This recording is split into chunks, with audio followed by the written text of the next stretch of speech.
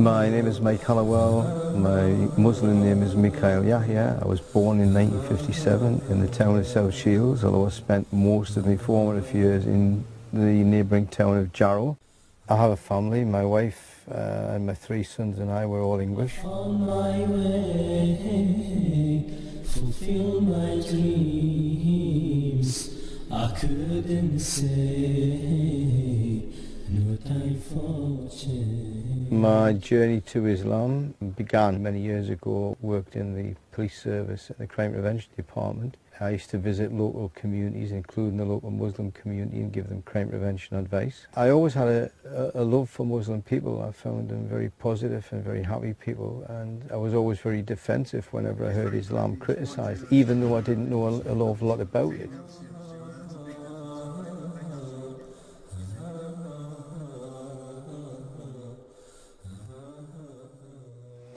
The second thing was that I had a son, Harun, who suffered from depression, and he used to drink and gamble, and he really had no purpose in his life.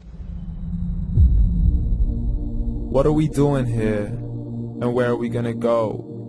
It's like we just woke up one morning, and then it's welcome to the show.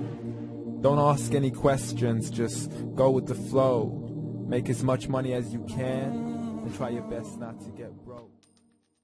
And then he became Muslim, and he stopped drinking, fighting, gambling, and this really made us wake up and smell the coffee.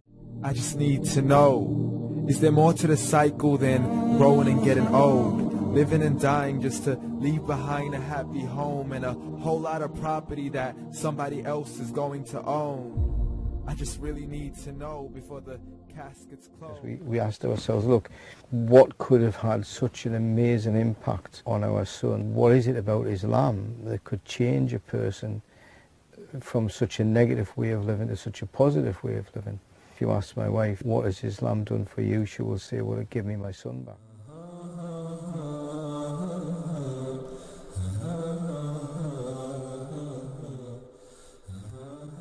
As an investigative journalist, I was investigating a case which involved a family who had been essentially plagued by something that they couldn't see. Outside of Islam would probably be referred to as paranormal activity.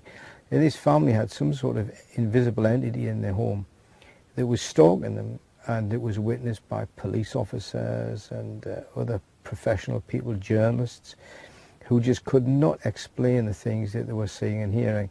And for the first time in decades, I was faced with this case, and I just could not get to the bottom of it. I couldn't understand it.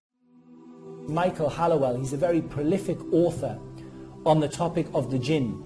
He wrote most of his books when he was not a Muslim. He's one of the most famous paranormal investigators. I happened to be talking to a Muslim friend of my son's, Rakib, and I mentioned the difficulty that my friend and I were having with this particular case.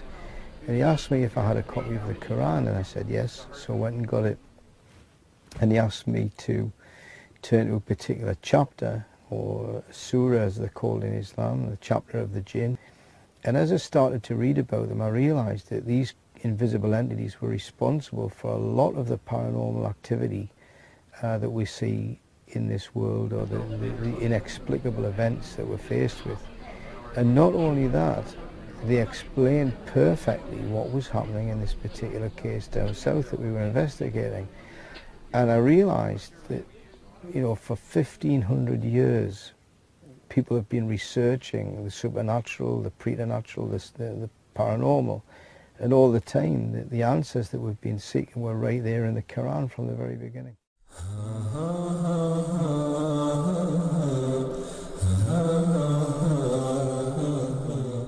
The next thing that happened was that my father, who was 78, also became Muslim. He recently died at the age of 80, so he had 2 years as a Muslim. Well, it was my son, okay, he became Muslim first. And then he twisted me arm over my back. That is not true. became Muslim. MashaAllah. And then my father became Muslim. Very MashaAllah. slow. Very slow on the uptake.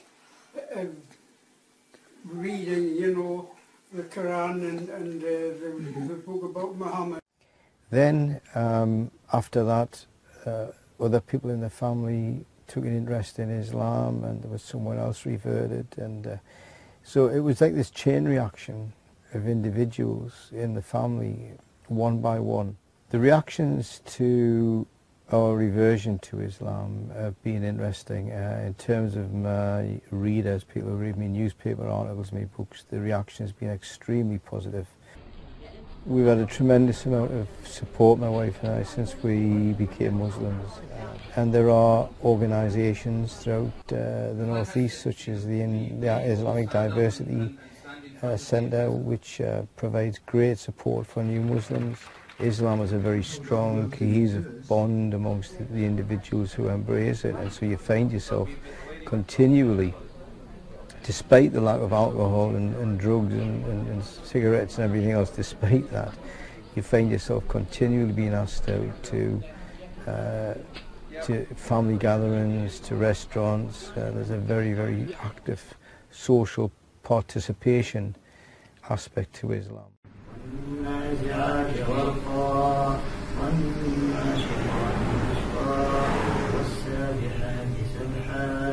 فالسابقات سبقا فالمدبرات أمرا يوم ترجف الراجفة تتبعها الرادفة قلوب يومئذ واجفة. I found my way, fulfilled my dreams. I couldn't say no time for change. I couldn't say no time for change. I found my way, fulfilled my dreams.